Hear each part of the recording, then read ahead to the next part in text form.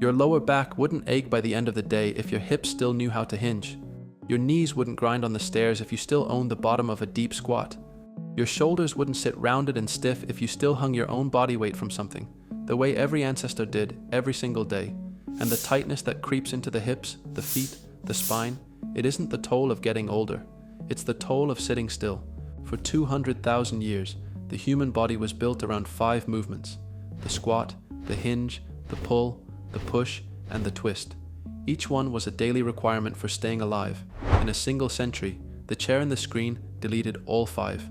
And most of what gets blamed on age, on bad genetics, on chronic pain, turns out to be something far simpler. 5 inputs the body still expects and no longer receives. These are the 5 bodyweight movements that put them back. No gym, no equipment, just the positions the body was designed to live in. Start with the position the body was built to rest in. For most of human history, and across most of the world today, people don't lower into a chair, they lower into a deep squat. George Hackenschmidt, the first heavyweight wrestling champion in history, was still clearing the back of a chair in a standing jump at 75 years old. His secret wasn't rare talent, it was that he never stopped loading the bottom of the squat. Heels raised, knees driving forward, all the way down. If the knees complain on stairs, if dropping down to pick something off the floor feels unsafe, if the ankles feel like poured concrete, this single movement reaches all of it, and it needs nothing but a rolled towel or a thin book under the heels. Place the heels on that small elevation, feet about shoulder width. Descend slowly, letting the knees travel forward over the toes, chest tall, until the hips sink below the knees. Pause at the bottom for a full breath, then drive up through the whole foot. 5 to 8 controlled reps to begin, adding depth as the position opens. The heel lift removes the ankle restriction that stops most people from ever reaching the bottom, and it sends the knee through the exact forward range that gyms spend their lives avoiding, the range that builds knees that last instead of knees that ache. After a few weeks, stairs stop being an event, and standing up off the floor stops being a negotiation. The most common mistake is stopping at parallel. Half a squat trains, half a body. The bottom is where the work lives. With the foundation rebuilt from the ground, the body needs its other half, the side almost no one trains. Before machines lifted anything, every load left the ground through the hips. The hinge, folding at the hip while the spine stays long, is how every farmer, hunter, and warrior who ever lived raised weight off the floor. It is also the first pattern a chair destroys, because sitting switches the glutes off and locks the hip short. A back that aches after standing too long, glutes that have gone flat and quiet, hamstrings that feel permanently tight, and tightness, here, is almost always weakness wearing a disguise. This movement answers all 3, on one leg at a time with nothing to hold. Stand on one leg with a soft bend in the knee, hinge forward at the hip, sending the free leg straight back behind as a counterweight, lowering the torso toward parallel with the floor. Keep the back flat and the hips level, and feel the hamstring of the standing leg lengthen. Then drive the hip forward and squeeze the glute hard to stand tall. 5 to 8 slow reps per side. This trains the entire back of the body, hamstrings, glutes, the muscles that guard the spine, through a lengthened range, the exact tissue a desk shuts down. Balanced on one leg, it also rebuilds the foot control and stability that quietly vanish with age. Within weeks, the low back goes quiet, because the hips finally do the job the spine had been illegally covering for. 2 mistakes to avoid: rounding the back and letting the hip rotate open to the side. Keep the spine long and the hips square. If balance fails, rest 2 fingers on a wall. And remember, it's a hinge, not a squat. The knee barely moves. 2 movements rebuild the base. The next 2 rebuild the frame above it, starting overhead. The shoulder is a climber's joint. Long before it ever pressed a weight, it carried our ancestors hand over hand through branches and up rock. Hanging was travel, was food, was escape. The blueprint is still built into the joint. Only the practice is gone. A stiff neck on waking, shoulders that round forward, that compressed feeling stacked into the spine after a long day, a grip that gives out early. The hang reaches every one of them. All it asks for is a sturdy bar or beam overhead. Grip the bar, lift the feet, and let the body go completely limp. This is the passive hang. Let the shoulders rise toward the ears and the spine lengthen under its own weight for 20 to 30 seconds.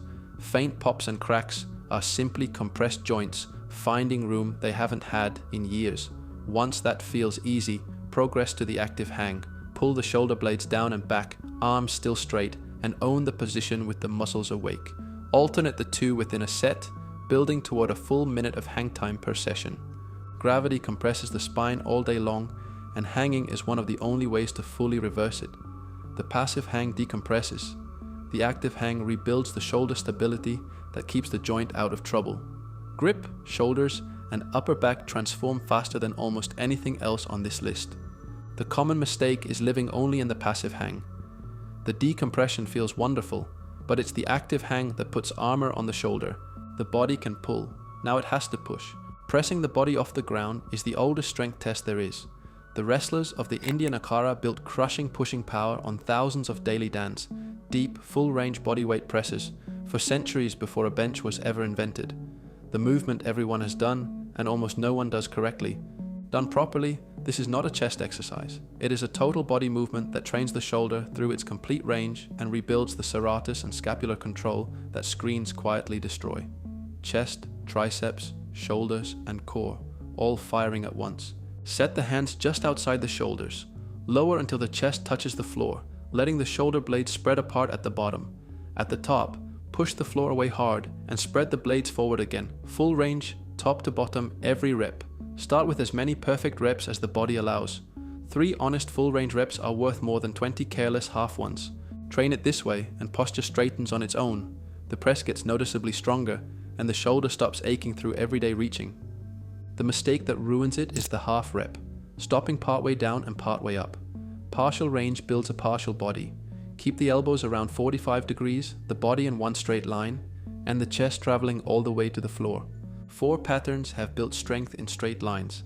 The 5th is the one that ties the whole body together. Every strike, every throw, every change of direction is rotation, and the hips are its engine. Grapplers, from Iceland's own Glima wrestlers to the mountain fighters of Dagestan, live in positions that demand hips which rotate freely in every direction. A body that only moves forward and back is half a body. When sitting cross-legged feels impossible, when one hip is clearly tighter than the other, when there's a stiffness, the straight line movements never seem to reach. This is the one that finds it. Sit on the floor with one leg bent 90 degrees in front and the other bent 90 degrees behind, chest tall. In one smooth motion, rotate both knees to the opposite side. The front leg becomes the back becomes the front, keeping the hips low to the ground the whole time. The switch itself, slow and controlled, is where the work happens. 10 to 15 switches in each direction. This builds internal and external rotation in both hips at the same time. The quality that controls how you walk, protects the lower back, and unlocks everything the other 4 movements build. Strength without rotation is a car with no steering.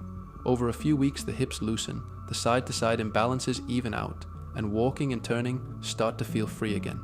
The mistake is hiking the hips up to cheat the switch or letting the spine round.